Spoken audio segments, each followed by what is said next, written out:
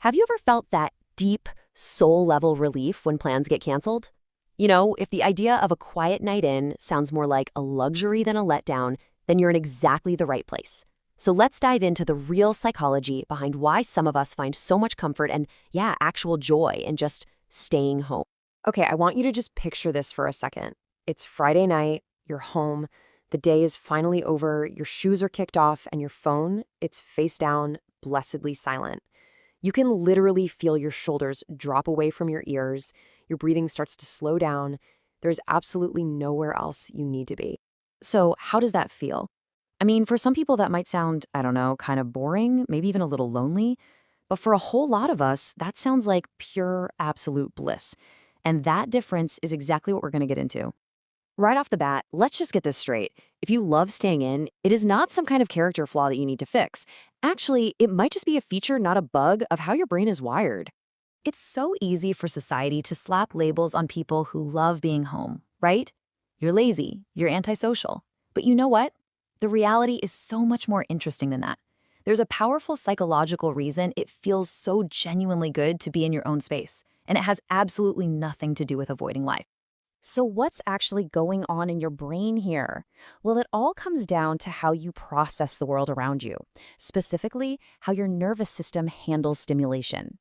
There's this really cool concept in psychology for this called optimal arousal theory. And the core idea is pretty simple. We all have a different sweet spot for how much stimulation we can handle. If we get too much or even too little, we don't feel or function at our best. And this is where you can really see those differences play out.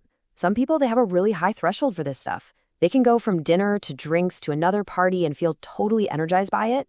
But then there are others with a lower threshold. One social event, even a really fun one, can leave you feeling completely drained. Your nervous system just hits its limit faster. It's not about being weak or fragile. It's just about being more sensitive to all the input. The noise, the lights, the conversations, it all adds up. Okay, so this leads us to the next big piece of the puzzle. Why does home feel like such a sanctuary? Well, it all boils down to one word: control. And really, that's the fundamental difference, isn't it? At home, you are the master of your domain. You set the volume, you set the lighting, you set the pace. But the second you step outside, you're constantly having to adapt to an environment you have zero control over. I mean, think about it, right? At home, you're in charge. You decide how loud the music is, how bright the lights are, if you're going to talk to anyone at all. Your brain doesn't have to stay on high alert, constantly scanning the room for what might happen next. It can finally drop out of what psychologists call monitoring mode. And your body reads that total lack of demands as safety.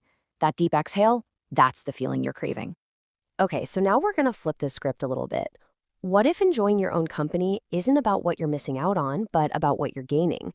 What if it's actually kind of like a superpower? You know, research suggests that people who are genuinely comfortable with solitude often have some pretty amazing strengths. They tend to be way more introspective, super creative, and they are fantastic problem solvers. That quiet, low stimulation space gives your mind the room it needs to breathe, to connect random ideas, and to actually process your emotions without a million distractions. And this quote just hits the nail on the head. Creativity doesn't always happen in a busy, loud, chaotic environment. So often it incubates in the quiet, in the stillness. It's why your best ideas pop into your head in the shower or late at night. The real internal work, it often happens right at home. Okay, but here's where we need to get really honest with ourselves. There's a very important distinction to make. Is staying home a choice that recharges you, or is it a reflex that's protecting you? It's the difference between restoration and retreat. So this is the question to really sit with for a second, and it's so important to be honest here. Are you choosing to stay home because it genuinely fills your cup back up, or are you doing it because the very thought of leaving the house just feels overwhelmingly heavy? See, on the surface, these two things can look exactly the same, but internally, man, they feel completely different. When it's about rest and enrichment, it's a real preference and it leaves you feeling grounded, clear, and peaceful. But when it's about protection, it might be driven by things like anxiety or depression, and instead of feeling restored, you might just feel kind of numb or disconnected. Over time, that can make your world feel a lot smaller. And listen, this isn't about judgment at all. It's just about self-awareness. So let's bring it back. For those of you who genuinely love your time at home, it's not about hiding from the world. It's about having a rich inner world that's actually worth exploring. And that, my friends, is a true sign of strength. So, what do we even mean by a rich inner world? Well, it means you're not easily bored. You can sit with your own thoughts and feelings without needing to immediately distract yourself. It means you'd rather have one deep conversation than perform for a crowd. And it means you don't need constant reassurance from everyone else to know that you're okay. I mean, let's be real for a second. Modern life is just loud.